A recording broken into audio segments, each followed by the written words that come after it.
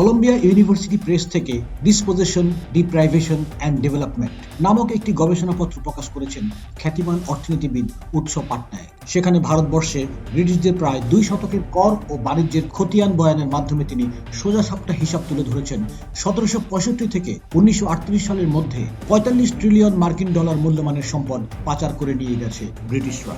সংখ্যাটি সুবিশাল। এর বিশালত্বের ব্যাপারে সুস্পষ্ট ধারণা দিতে একটি ছোট তথ্য আপনাদের সামনে হাজির করছি। এই 45 ট্রিলিয়ন মার্কিন ডলার আজকের দিনেও যুক্তরাজ্যের জিডিপির 17 গুণ বেশি। এটি কিভাবে সম্ভব হয়েছিল? সম্পদ পাচারের বিষয়টি প্রধানত সংঘটিত হয়েছে বাণিজ্য ব্যবস্থার মাধ্যমে। সাম্রাজ্য স্থাপনের আগ পর্যন্ত ব্রিটেন ভারতবর্ষ থেকে টেক্সটাইল ও চালের মতো পণ্য ক্রয় করত সরাসরি ভারতীয় উৎপাদকদের কাছ থেকে, আর এসব পণ্যের বিনিময় মূল্য তারা পরিশোধ করত সাধারণ উপায়ে, প্রধানত রূপার মাধ্যমে, যেমনটি তারা অন্যান্য দেশের বেলায়ও করে থাকত। কিন্তু 1765 সালে ইস্ট ইন্ডিয়া কোম্পানি ভারতবর্ষের নিয়ন্ত্রণ নিজেদের কুক্ষিগত করার পর থেকেই এই ব্যবস্থায় আমূল পরিবর্তন ঘটায়। তারা ভারতীয় বাণিজ্যে মনোপলি স্থাপন করে এবং এই মনোপলির মূল ভিত্তি ছিল কর। ইস্ট ইন্ডিয়া কোম্পানি উপমহাদেশ থেকে কর সংগ্রহ শুরু করে এবং চতুরতার সাথে তারা সংগৃহীত আয়ের 1/3 ব্যবহার করতে থাকে ব্রিটিশ প্রয়োজন মেটাতে ভারতবর্ষ থেকে পণ্য ক্রয়ের কাজে। সহজ কথায় বলতে গেলে ভারতীয় পণ্য কিনতে নিজেদের পকেট থেকে টাকা খরচের পরিবর্তে ব্রিটিশ ব্যবসায়ীরা সেগুলো কোনো অর্থ ব্যয় না করেই সংগ্রহ করতে থাকে। আপাত দৃষ্টিতে মনে হয় তারা কৃষক ও তাঁতিদের কাছ থেকে পণ্য দাম দিয়েই কিনছে, কিন্তু প্রকৃতপক্ষে তারা বিনিময়ে সেই অর্থই প্রদান করছে যা তারা কিছুকাল আগে এই কৃষক এবং তাঁতিদের কাছ থেকে কর হিসাবে হাতিয়ে নিয়েছে। একে এক প্রকার জালিয়াতিই বলা চলে, কিংবা পুকুর চুরি বলতে আমরা যা বুঝে থাকি সেটি। কিন্তু দুঃখজনক হলেও সত্য, অধিকাংশ ভারতীয়ই এই বিষয়গুলো ঘুণাক্ষরেও টের পায়নি। কারণ যে প্রতিনিধিরা তাদের কাছ থেকে কর সংগ্রহ করতে আসতো, ঠিক তারাই তো আবার তাদের কাছ থেকে পণ্য ক্রয় করতে আসতো না।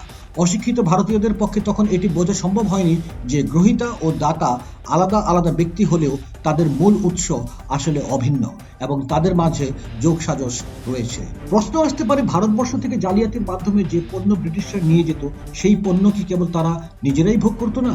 না, ওই পণ্যের কেবল কিয়দংশই তারা নিজেরা ভোগ করত, বরং আরো লাভের আশায় ওই পণ্যই পরবর্তীতে তারা আরো চড়া মূল্যে ইউরোপের বিভিন্ন বাজারে রপ্তানি করত।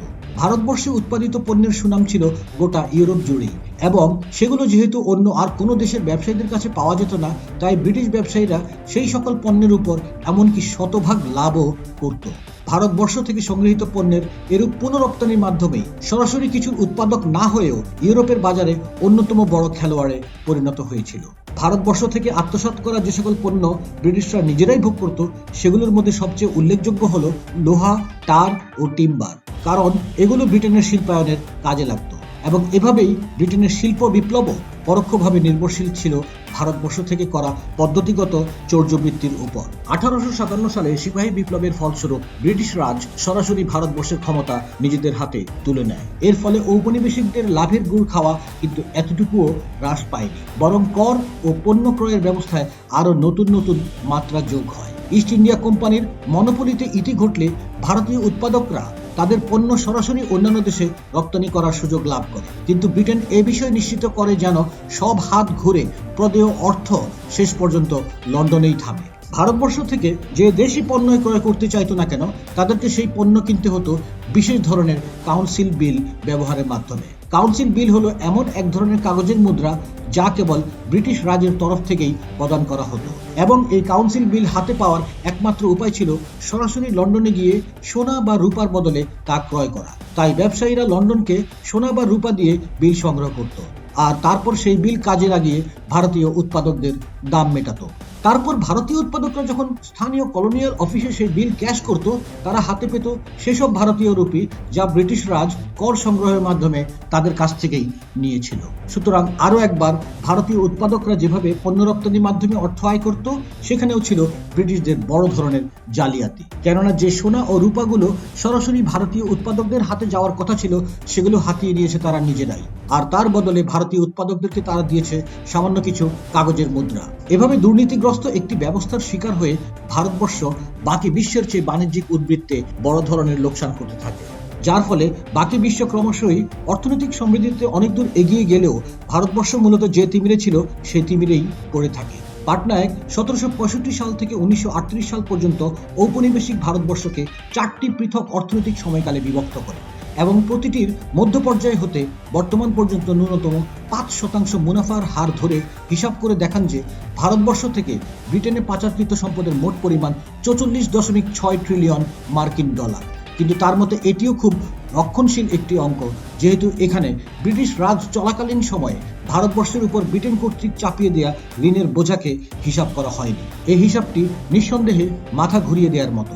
কিন্তু প্রকৃতপক্ষে ভারতবর্ষ থেকে ব্রিটেনে পাচার হওয়া এই বিপুল অর্থের ফলে ভারতবর্ষের ঠিক কতখানি ক্ষতি হয়েছে তা কেবল তাত্ত্বিক পদ্ধতিতে হিসাব করে বের করা সম্ভব নয়। শুধু একটিবার ভাবলে বোঝা যায়, ভারতবর্ষের মানুষের প্রদত্ত কর যদি ভারতবর্ষের কল্যাণেই ব্যয় হতো, যেমনটি হয়েছে জাপানের ক্ষেত্রে, এবং রপ্তানির ক্ষেত্রে অর্জিত বৈদেশিক মুদ্রাগুলো যদি সরাসরি এর উৎপাদকরাই পেত, তাহলে আজ ভারতবর্ষ বিশ্বের অর্থনৈতিক সুপার পাওয়ারগুলোর একটি হতো এবং শতকের পর শতক ধরে এই অঞ্চলের মানুষকে দারিদ্র্যের সাথে লড়াই করে টিকে থাকতে হতো না।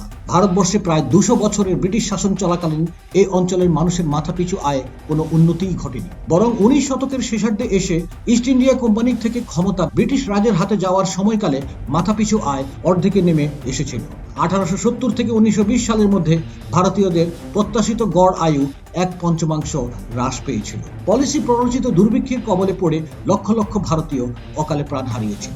1909 থেকে 1914 সাল পর্যন্ত যেখানে এই অঞ্চলের মানুষের বার্ষিক মাথাপিছু খাদ্য গ্রহণের পরিমাণ ছিল 197.3 কেজি, 1946 সালে সেটি এসে দাঁড়ায় 136.8 কেজিতে। এই কথা দ্ব্যর্থহীন চিত্তে বলাই যায়, ভারতবর্ষের অর্থনৈতিক অগ্রগতিতে ব্রিটেনের কোনো ভূমিকা ছিল না, বরং পাটনায়কের গবেষণা থেকে দিনের আলোর মতোই পরিষ্কার হয়ে যায় যে ভারতবর্ষের কাঁধে চেপেই আজকে এই উন্নত ব্রিটেনের জন্ম হয়েছে।